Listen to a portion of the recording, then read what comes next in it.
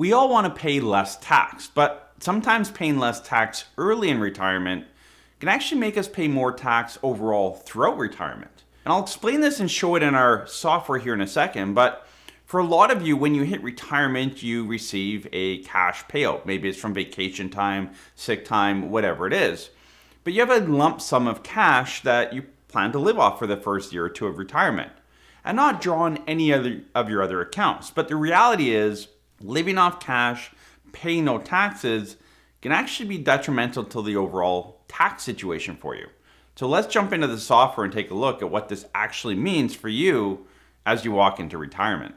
So Mr. YouTube here, he received $150,000 of cash payout when he retired. Now I realize this is a very nice lump sum of money, but we do see it quite often. And maybe it's not a lump sum from leaving a job, maybe it's an inheritance, maybe it is just money you've saved up over time that you plan to live off.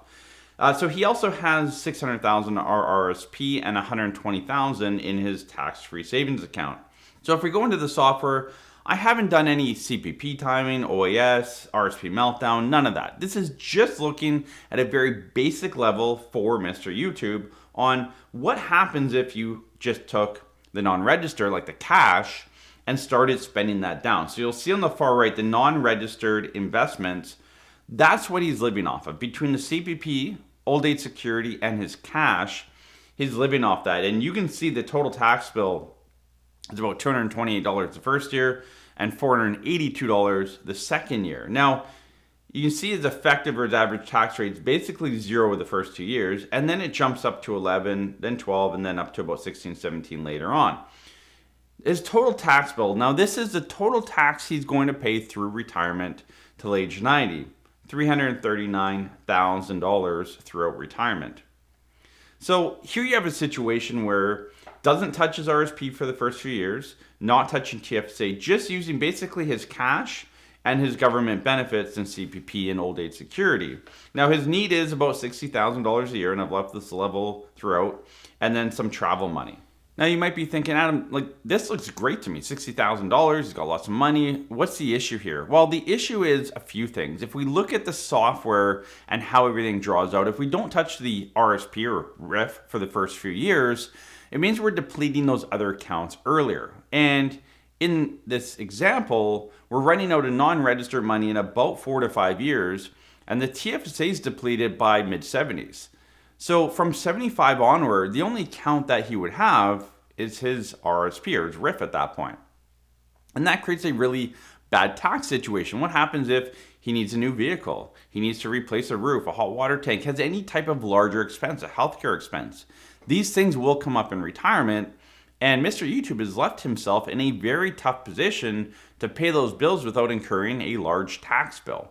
So that's one of the big drawbacks too, is it not just you're paying a higher amount of tax out through retirement, but you're actually leaving yourself in a worse position as far as flexibility down the road. You want to start depleting that RSP as quickly and as tax efficiently as possible. So if we look at the same situation and just tell Mr. YouTube, look, let's not even do RSP planning, RSP meltdown, all that. Just start drawing out of your RIF. Convert it to a RIF, start taking the minimum amount.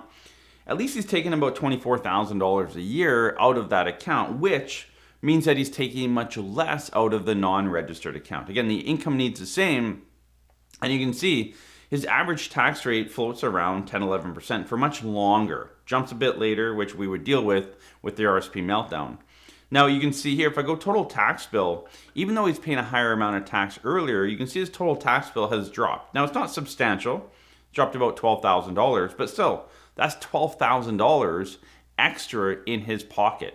And if I grabbed, what's his estate worth down the road at any point, he's in a much better position because he's drawn down that taxable, the RIF account, over a longer period of time. So he's put himself in a much better situation. And you can see here, even without the RSP meltdown, which would mean that we're actually going to pull more money out of the RIF than is actually shown here.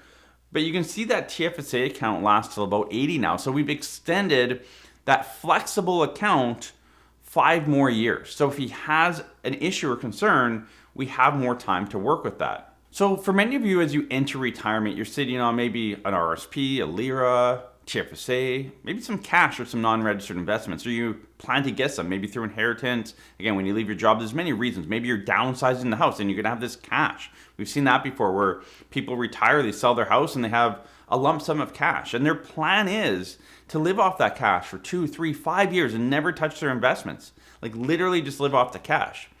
And again and again and again, the situation I've shown here, very little tax savings, $12,000. But we do this type of plan and we've seen hundreds of thousands of tax savings by not using the cash. So I wanted to use a more basic scenario so it's easier to understand.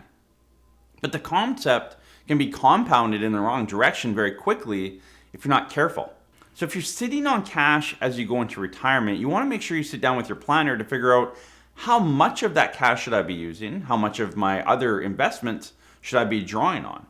Again, in this situation, when I look, it's probably, Mr. YouTube should delay CPP a little bit longer, beyond 65, draw down the RIF a little bit more aggressively, and that's going to leave him in a much more flexible position. He's going to pay less taxes, and he's going to have more income through retirement.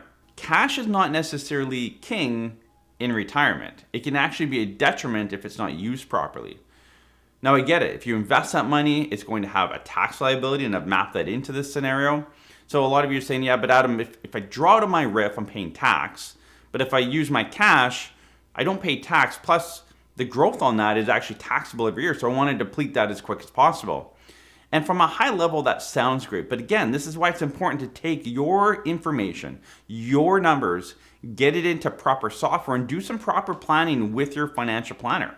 Because sometimes the things we think off the top of our head don't always correlate into the actual retirement and cash flow plan that you need to live out through retirement.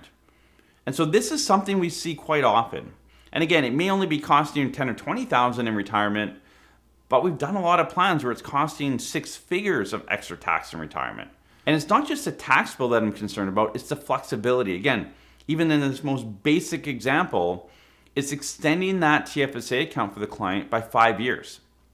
By the time we do RSP meltdown, look at CPP time in a little bit, we're able to extend that TFSA right into their mid-80s. And that's what you want. You want that flexibility through retirement. So when that big expense comes up or the unknown expense comes up, you have the flexibility to pay for that without triggering a large tax bill. So again, many layers when you enter retirement. This is just one of them that you need to consider. A lot of you, again, are sitting on cash or plan to have some cash in retirement. A lot of you plan to downsize your house or get an inheritance. Those events are cash injections into your retirement plan. How do you use it? How do you plan for taxes around that? How do you make sure that money is actually working for you and not for CRA? That's a really important part, and that's why I wanted to highlight this. So as you move forward in your retirement, if you have cash or plan to have cash, make sure you understand how it impacts your overall plan.